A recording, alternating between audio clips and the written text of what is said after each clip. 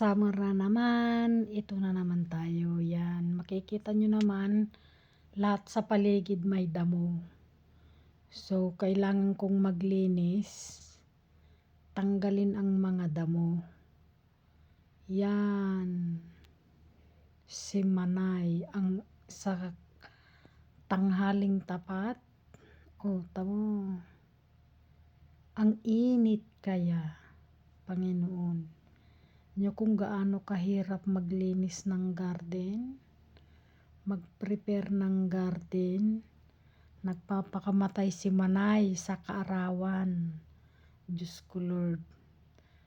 O yan, natapos ko nung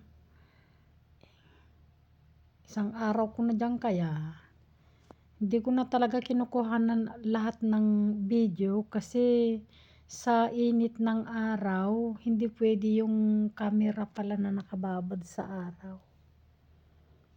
Magdadrop yung ano niya, yung init niya, hindi niya kaya. Mamamatay yung cellphone. So yan, sa hapon na yan mainit na tsaka mahangin kaya gumagalaw yung yung stand ng camera. Mag-isa lang naman ako, wala namang tutulong na iba. So ang inuna ko muna yung taniman ko ng parsley kasi yan.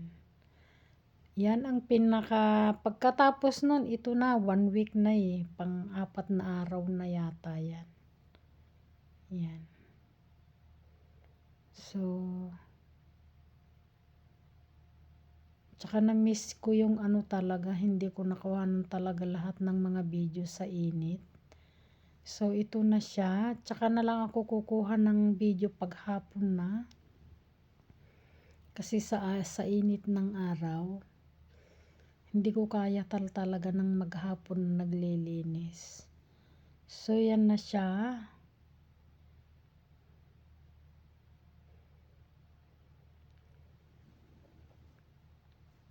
Pero sa ibaba na lang yan Sa itaas ako nag-umpisa pero talagang sa hirap maglinis, hindi ko na talaga kinuhanan ng ng video. Talagang hirap talaga, napakapagod ang maglinis at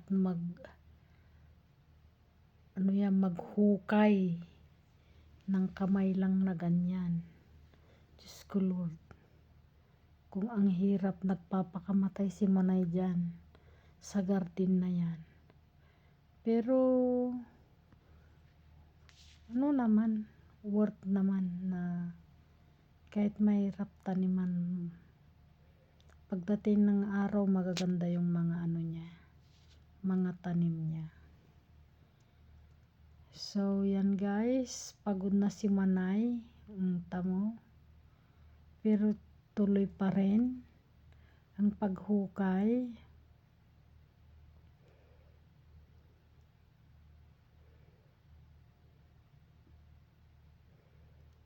Sa araw-araw ko yan na trabaho, parang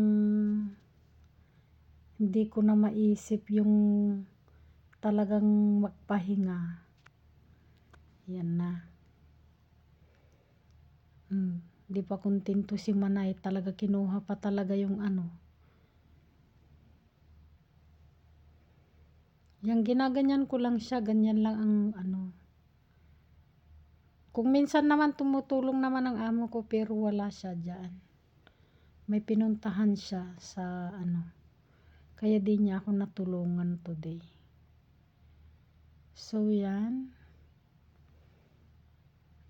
Tapos na naman. Yun na. Makikita nyo hindi ko talaga kinukuha lahat-lahat ng mga video.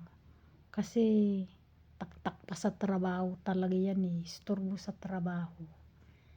Yan, tapos tatanggalin yung mga malalaking mga niya, mga bato-bato niya, mabato kasi yan Tsaka matigas yung lupa. Pagka nilagyan mo naman ng tubig, lumagkit. didikit sa sapatos yung ano, maging putik siya. Kaya ano, hindi ko tinubigan siya. O yan. Matigas yung lupa. Pero sa ibaba niyan maluwang. Iba naman ang may-ari. Yung nasa ibaba. Ang ginamit nila yung makina. Kasi talaga yung marami yung mga ano niya, rock na matitigas talaga. Parang bato-bato siya. So yan na guys. Hindi pa tapos talaga.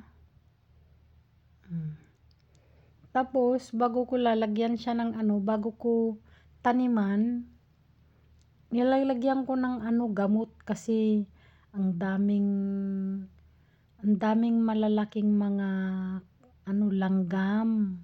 Kasi pag tinaniman mo agad, last year kasi ganyan ang ginawa ko, hindi ko alam na marami palang langgam pagka nataniman mo na.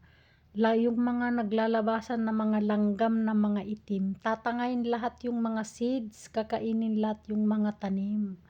Kaya ang gagawin ko, i-sprayhan ko siya muna. So to the next day, doon ko siya tataniman. Oh. Pero yung kalabasa na yan, kalabasa yan, itanim ko na yan. Oh, tignan nyo. Yung mga may mga flowers na. So, yan, i-sprayhan ko muna. Yan siya.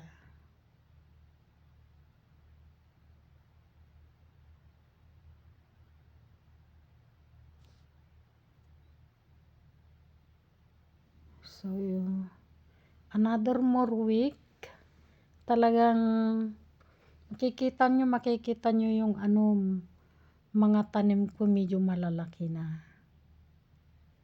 So, yan guys, ang aking 1 week na preparation. Kikita nyo naman, yun ang ano, una kong tanim, parsley. Nung ano, hinukay namin ng amo ko. Meron akong ano dyan, in-upload na yung pinaglinis ko dyan, tsaka ano, dalawa kami ng amo ko. So, parsley yan. Kasi nung tinanim ko yan, medyo malamig pa. Kasi ang parsley, abutin ng 10 days bago ano, tutubo. So,